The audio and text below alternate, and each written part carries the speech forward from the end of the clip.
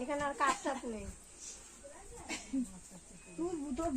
Cup এই তো এই থালের তলায় রয়েছে কাপ। আমার ওই থালের তলায় রয়েছে কাপ। থালা সরাও। দাঁড়া দাঁড়া, থালের তলায় কাপ মিষ্টি দা কাপে দাও। পরে এই তেল কি করবে?